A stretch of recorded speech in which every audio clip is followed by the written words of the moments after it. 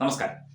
വിവിധ വടക്കേന്ത്യൻ സംസ്ഥാനങ്ങളിൽ, ഇപ്പം ഈ ഛത്തീസ്ഗഡ് ഉൾപ്പെടെയുള്ള സംസ്ഥാനങ്ങളിൽ, അതുപോലെ ഝാർഖണ്ഡ്, ആസാം തുടങ്ങിയ മലയോര വനമേഖലകളുള്ള സംസ്ഥാനങ്ങളിലെ ക്രിസ്തീയ വിശ്വാസികളുടെ എണ്ണം കൂടി വരികയാണ് എന്ന റിപ്പോർട്ടുണ്ട്. ഇപ്പോൾ ക്രിസ്തീയ വിശ്വാസികളുടെ എണ്ണം കൂടി വരുന്നതിൽ നമുക്കാർക്കും എതിർപ്പൊന്നുമില്ല. പക്ഷേ ഈ വനമേഖലകളിലൊക്കെ പോയി നിർബന്ധിത മതപരിവർത്തനം നടത്തുകയും ഒക്കെ ചെയ്യുന്ന പരിപാടി അത് ഇങ്ങനെ യഥേഷ്ടം തുടരുമ്പോൾ തീർച്ചയായിട്ടും നിയമം മൂലം അത് നിരോധിക്കപ്പെട്ട ഒരു സംഭവമായതുകൊണ്ട് അതിനെതിരെ തീർച്ചയായിട്ടും നിയമം പാലിച്ചേ പറ്റൂ, അല്ലെങ്കിൽ അതിനെതിരെയുള്ള നടപടികൾ ഉണ്ടായേ പറ്റൂ എന്നുള്ളതാണ്.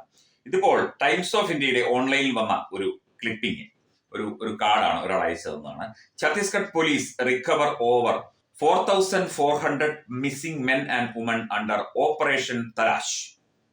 ഓപ്പറേഷൻ തലാഷ് എന്ന ഒരു പരിപാടിയിലൂടെ ഏതാണ്ട് 4,400 കാണാതായ ആളുകളെ, ആണും പെണ്ണുമുണ്ട്, കണ്ടെടുത്തിരിക്കുന്നു എന്നുള്ള ടൈംസ് ഓഫ് ഇന്ത്യയുടെ കുറച്ച് നാൾ മുമ്പ് വന്ന റിപ്പോർട്ടാണ് എന്ന് തോന്നുന്നു.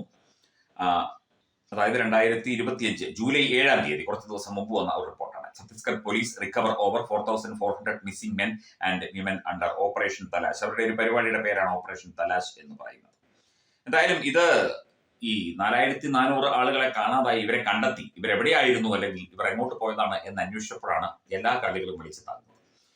അപ്പം മനുഷ്യക്കടത്ത് നടക്കുന്നില്ല, അല്ലെങ്കിൽ മനുഷ്യനെ കടത്തിക്കൊണ്ടുപോയി മതം മാറ്റുന്നില്ല എന്ന് പറയുന്നതിൽ അർത്ഥമൊന്നുമില്ല എന്നുള്ള ഛത്തീസ്ഗഡ് പോലീസിന്റെ റിപ്പോർട്ടാണ് ഇപ്പോൾ ടൈംസ് ഓഫ് ഇന്ത്യ വാർത്തയായി ഏതാനും ദിവസം മുൻപ് നൽകിയത്.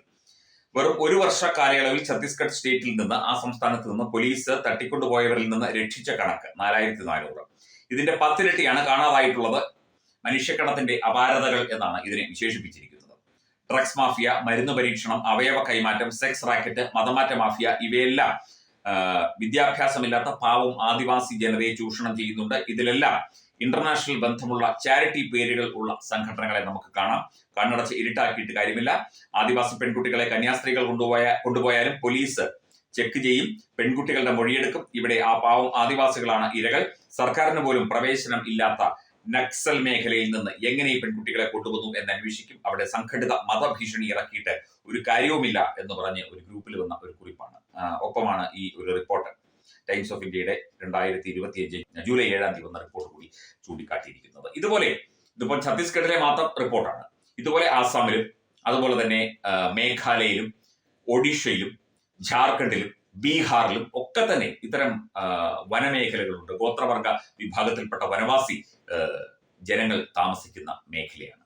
ഇവിടെയൊക്കെ തന്നെ വ്യാപകമായി മതപരിവർത്തനവും അതുപോലെ തന്നെ ഈ ആദിവാസികളെ ചൂഷണം ചെയ്തുകൊണ്ടുള്ള പല പരിപാടികളും നടത്തുന്നുണ്ട്. ഈ ക്രിസ്ത്യൻ മിഷണറി ഓർഗനൈസേഷനുകൾ മാത്രമല്ല, ഇത് പല പേരുകളിൽ അറിയപ്പെടുന്ന പല സംഘടനകൾ ഇതുമായി ബന്ധപ്പെട്ട് പ്രവർത്തിക്കുന്നു. വലിയ റാക്കറ്റാണ്.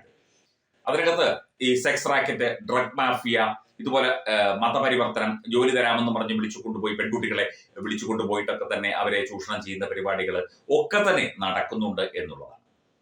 ഇത് പുറത്തറിയുന്നില്ല പലതും. ഇത് ഓപ്പറേഷൻ തലാഷ് എന്ന ഒരു പരിപാടിയിലൂടെ, ഒരു നടപടിയിലൂടെ ഛത്തീസ്ഗഡ് പോലീസ് കണ്ടെടുത്ത വിവരങ്ങളാണ് ഇപ്പോൾ ടൈംസ് ഓഫ് ഇന്ത്യ, പ്രധാനപ്പെട്ട മാധ്യമമായ ടൈംസ് ഓഫ് ഇന്ത്യ റിപ്പോർട്ട് ചെയ്തത്.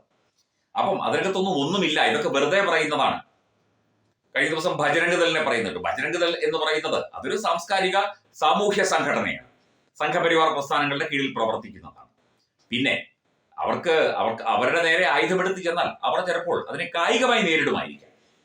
അതിപ്പോൾ പ്രതിരോധ സംവിധാനങ്ങളുടെ ഭാഗമായി കായികമായി നേരിട്ടു എന്ന് വിചാരിച്ച് അതൊരു ഒരു പോരായ്മയായി കാണാൻ പറ്റില്ല, അല്ലെങ്കിൽ അതൊരു തീവ്രതയായിട്ടൊന്നും കാണാൻ പറ്റില്ല. നമ്മളായാലും ഒരു അടിയടിച്ചു കഴിഞ്ഞാൽ കൈകൊണ്ടെങ്കിലും നമ്മളൊന്ന് തടയാൻ ശ്രമിക്കും. അതുപോലെ പല കാര്യങ്ങളും ഉണ്ടായിരിക്കാം. അവരുടെ പ്രവർത്തന ശൈലി അതാണ്, കുറച്ചുകൂടി അഗ്രസീവാണ്. സംഘപരിവാർ പ്രസ്ഥാനങ്ങളുടെ കുറച്ച് അഗ്രസീവായിട്ട്, വളരെ സ്പോണ്ടേനിയസ് ആയിട്ട്, വളരെ പെട്ടെന്ന് പ്രതികരിക്കുന്ന ഒരു സംവിധാനമാണ് ബജ്രംഗ് ദളിനുള്ളത്. അപ്പം ബജ്രംഗ് ദളിനെയൊക്കെ കഴിഞ്ഞ ദിവസം ജോസഫ് പാംപ്ലാനിയൊക്കെ ഏതാണ്ടൊക്കെ പറയുന്നത് കേട്ടു. ബജ്രംഗ് ദൾ എന്താണ് അദ്ദേഹത്തിന് അറിഞ്ഞുകൂടാഞ്ഞിട്ടാണ്. അത് പോട്ടെ, എന്തെങ്കിലും ആകട്ടെ. പക്ഷെ അത്തരത്തിൽ ഉള്ള പെൺകുട്ടികളെയോ അല്ലെങ്കിൽ അത്തരത്തിലുള്ള ആളുകളെ കാണുമ്പോൾ ഒരു സാമൂഹ്യ നീതി എന്നുള്ള നിലയ്ക്ക് തീർച്ചയായിട്ടും അവിടുത്തെ യുവാക്കളോ അല്ലെങ്കിൽ സാമൂഹ്യ പ്രവർത്തകരോ സംഘടനാ പ്രവർത്തകരോ പോലീസോ ചോദ്യം ചെയ്തെന്നിരിക്കും. അതെന്താണെന്ന് രേഖകൾ ആവശ്യപ്പെട്ടെന്നിരിക്കും. എങ്ങോട്ടാണ് കൊണ്ടുപോകുന്നതെന്ന് ചോദിച്ചെന്നിരിക്കും. അത് കൃത്യമായി രേഖകൾ കാണിച്ചിരുന്നു എങ്കിൽ ഈ പെൺകുട്ടികളുടെ ID കാർഡോ ആധാറോ അല്ലെങ്കിൽ ഇവരുടെ സമ്മതപത്രമോ മാതാപിതാക്കളുടെ വിശദവിവരങ്ങളോ കൊടുത്തിരുന്നു എങ്കിൽ നിങ്ങൾ പൊക്കോളൂ, ആഗ്രഹിക്കോ, എങ്ങോട്ടാന്ന് വെച്ചാൽ പൊക്കോളൂ എന്ന് പറയുകയല്ലാതെ അവിടെ ഒരു പ്രശ്നം ഉണ്ടാകുമോ?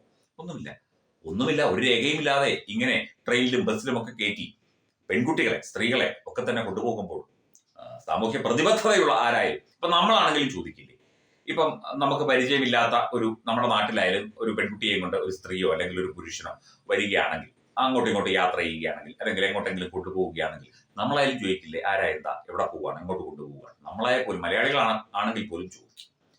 എന്തായാലും ഈ കാണാതായ 4400 പേരെ കണ്ടെത്തിയിട്ടുണ്ട്. കാണാതായവർ ആയിരക്കണക്കിന് ഇനിയുമുണ്ട്. അവരെയൊക്കെ കണ്ടെത്താനുള്ള നടപടിക്രമങ്ങൾ പുരോഗമിക്കുന്നു അറിയാൻ സാധിക്കുന്നത്.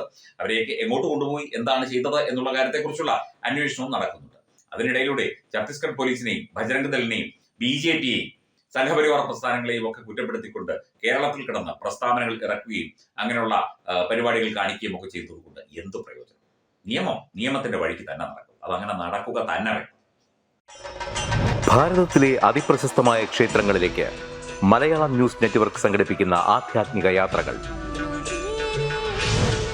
പ്രമുഖ ട്രാവൽ ഏജൻസിയായ യാത്രാനന്ദയുമായി ചേർന്ന് മലയാളം ന്യൂസ് നെറ്റ്വർക്ക് ഒരുക്കുന്ന യാത്രയിൽ ചുരുങ്ങിയ നിരക്കിൽ നിങ്ങൾക്കും പങ്കാളികളാകാം.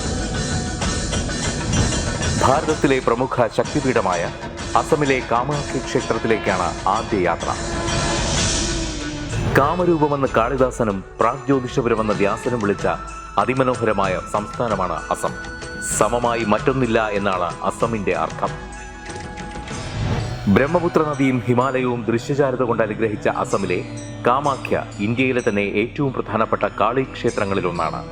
കാമാഖ്യ ക്ഷേത്ര സന്ദർശനത്തിന് ശേഷം കിഴക്കിന്റെ സ്വിറ്റ്സർലാൻഡ് എന്നറിയപ്പെടുന്ന മേഘാലയയിലെ ഷില്ലോങ് നഗരവും ചിറാപുഞ്ചിയും അതിമനോഹരമായ മഴക്കാടുകളും ഹിമാലയൻ കാറ്റ് ചൂളം വിളിക്കുന്ന താഴ്വരകളും മേഘങ്ങളെ ഉമ്മവയ്ക്കുന്ന ചെറുകുന്നുകളും കണ്ണാടി പോലെ ജലമൊഴുകുന്ന ഉമയാങ് നദിയും സന്ദർശിക്കുന്നു. ജീവിതത്തിൽ ഒരിക്കലെങ്കിലും കണ്ടിരിക്കേണ്ട ഈ അത്ഭുത ലോകത്തിലേക്ക് നിങ്ങളെ സ്വാഗതം ചെയ്യുന്നു. വിമാന ടിക്കറ്റും ചിലവുകളും ഉൾപ്പെടെ 65,000 രൂപ ചിലവ് വരുന്ന ഈ പാക്കേജ് 59,000 രൂപയ്ക്ക് മലയാളം ന്യൂസ് നെറ്റ്വർക്ക് നിങ്ങൾക്ക് ലഭ്യമാക്കുന്നു. ആദ്യം ബുക്ക് ചെയ്യുന്ന 5 പേർക്ക് 56,000 രൂപയ്ക്ക് ഏർലി ബേർഡ് ഓഫറും ലഭ്യമാണ്. കൂടുതൽ വിവരങ്ങൾക്ക് ഇനി പറയുന്ന നമ്പറിൽ ബന്ധപ്പെടുക. 8089001200 അല്ലെങ്കിൽ 7736549234.